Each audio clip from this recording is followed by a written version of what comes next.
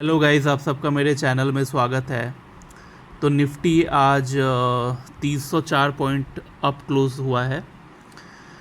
कल मैंने जैसा प्रिडिक्शन किया था आज वैसा हुआ नहीं, क्योंकि फीचर्स का टॉप बन गया था। तो कल मैंने बोला था कि लाइन जो है थ्रू आउट द डे नीचे जाएगी। इनिशियल फर्स्ट हाफ में आप देख सकते हो लाइन नीचे जा रही थी। इसकी वजह से मार्केट जिस लेवल पे खुला वहाँ से हमें दो रेड कैंडल देखने को मिला, मतलब यहाँ पे सेलर्स एक्टिव थे। बट देन ह्यूज बाइंग हो गई इन इंडेक्स में, क्योंकि स्क्रिप्ट में तो स्टॉक्स में कुछ खास मोमेंटम हमें दिखा नहीं। हाँ, रिलायंस एंड HDFC 2% के आसपास बढ़े थे, तो इसके वजह से इंडेक्स जो है अब भाग गया, क्योंकि इनका वेटेज निफ्टी में एंड सेंसेक्स में रिलायंस एंड HDFC का वेटेज काफ़ी ज़्यादा है। तो ये सब शेयर अगर 1% 2% भी बढ़ जाता है तो इंडेक्स को तो भागना है ऊपर उस दिन। तो आज वही हुआ, रिलायंस एंड HDFC 2% के आसपास बढ़ गया।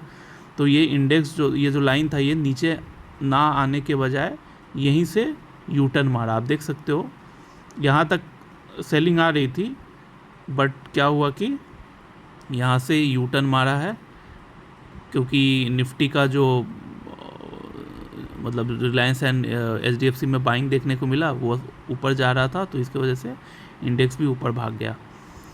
यही रीज़न था कि आज का प्रिडिक्शन मेरा गलत हो गया, बट कोई नहीं, डेली तो प्रिडिक्शन सही नहीं होता। 10 दिन में बोले 7-8 बार तो प्रिडिक्शन अगर सही हो जाए तो आप समझ जाओ आप बहुत मतलब अच्छा प्रिडिक्ट कर रहे हो बाज़ार को। बाकी 2 दिन या मैक्स टू मैक्स 3 डेज़ तो ख़राब होता ही है। तो अब अगर कल की परफॉर्मेंस की बात करें कि कल कैसा होगा निफ्टी में परफॉर्मेंस, तो देखिए डेली ये यू टर्न मारेगा नहीं, और ऑलरेडी हम लोग 3.39 के लेवल पे आ चुका है फीचर्स। तो मैक्स टू मैक्स अगर थोड़ा बहुत गैप अप खुला भी बाज़ार तो टिकेगा नहीं, और ये लाइन जो है फिर नीचे आएगा थ्रू आउट द डे। ऐसा कल का मेरा प्रिडिक्शन है। तो कल मैं प्रिडिक्ट कर रहा हूँ कि क्योंकि बाज़ार में स्ट्रेंथ है तो शायद कोई मेजर करेक्शन देखने को ना मिले, बट 50-60 या 100 पॉइंट या फिर फ्लैट मार्केट को फ्लैट रेट देखते हम लोग मतलब होते देख सकते हैं through out the day. But ये इतना श्योर है कि लाइन नीचे जाएगा तो सेलिंग प्रेशर रहेगा, तो मोमेंटम ऊपर की तरफ नहीं होगा कल, इतना तो श्योर है। एंड अगर स्टॉक्स की बात करें तो क्यू पावर में आज प्रॉफिट बुकिंग देखने को मिला। क्यू पावर में आप देख सकते हो 727 रुपये का हाई लगा सुबह सुबह, बट वहाँ से लगभग 50 पॉइंट ये करेक्शन हुआ इसमें, इस स्क्रिप्ट में। सुबह जब करेक्शन स्टार्ट हुआ तो मैं वही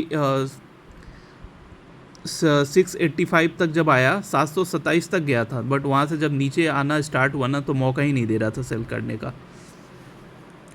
तो 685 में मैंने मेरा 2 अकाउंट में मैं होल्ड किया था।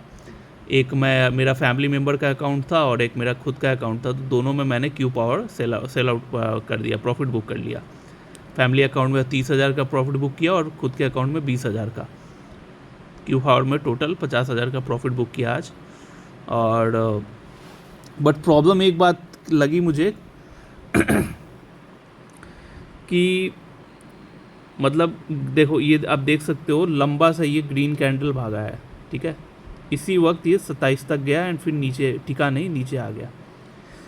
बट प्रॉब्लम की बात ये है कि ऐसा हुआ क्यों हुआ, इसलिए कि टॉप पे ऑलरेडी था, टॉप पे था तो प्रॉफिट बुकिंग आना था, इसकी वजह से प्रॉफिट बुकिंग आया।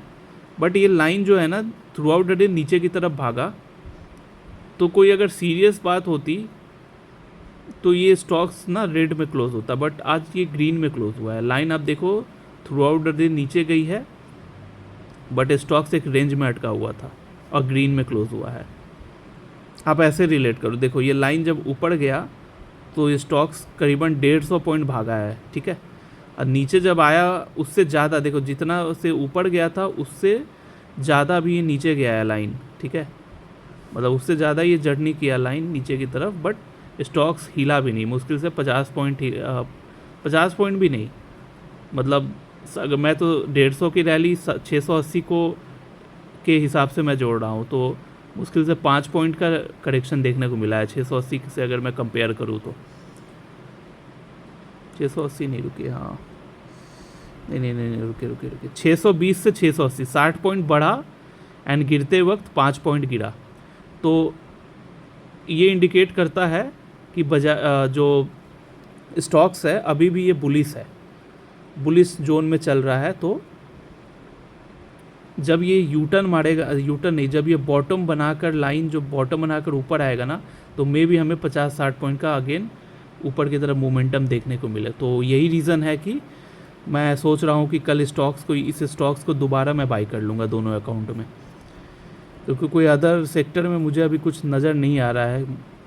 और पैसे कमाने हम लोग आए हैं, तो अल्टीमेटली जिस स्क्रिप्ट में मुझे दिखेगा मौका, उसी में पैसे डालेंगे, भले दोबारा ही क्यों ना डालना हो। CDSL एंड BSE में तो मैं दोबारा डाला पैसे, तो मे भी अगर चार्ट बोल रहा है कि ये ऊपर की तरफ जाएगा, तब तो डिनाई नहीं कर सकते। तो वही मैं सोचा कि आज जो बुक कर लिया ठीक है, वेल एंड गुड, बट कल मैं दोबारा इसको बाई करूँगा।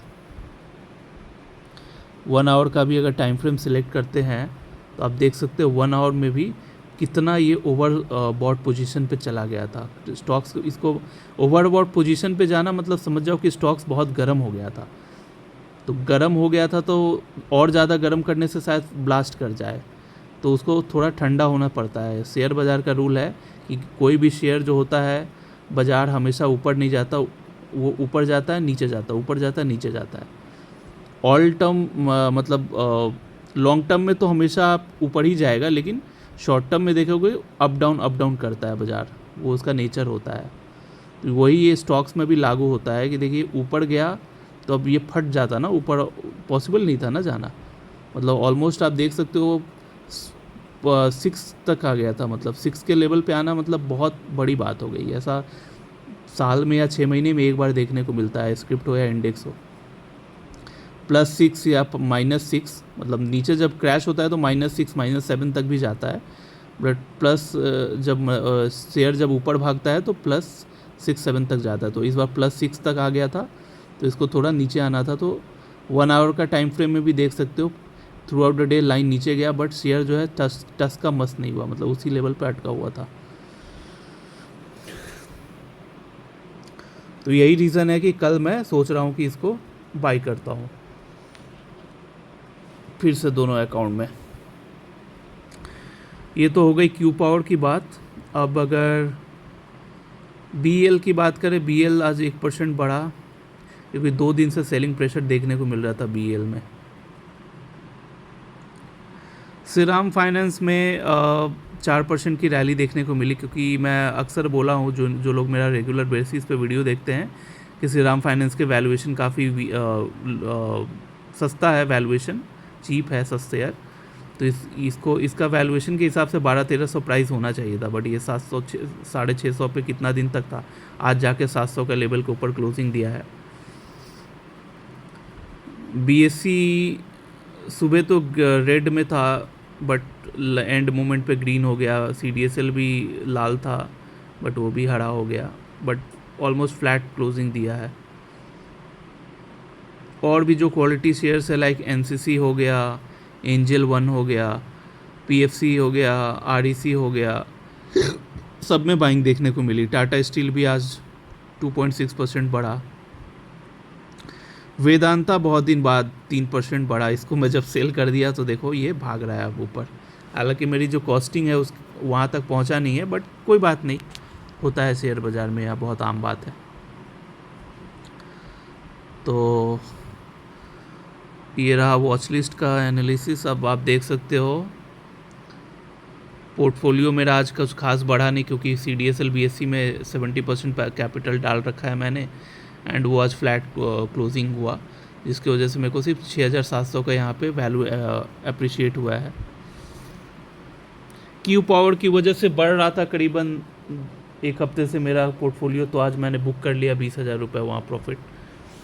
कल फिर से बाई करूँगा, लेट्स सी क्या होता है।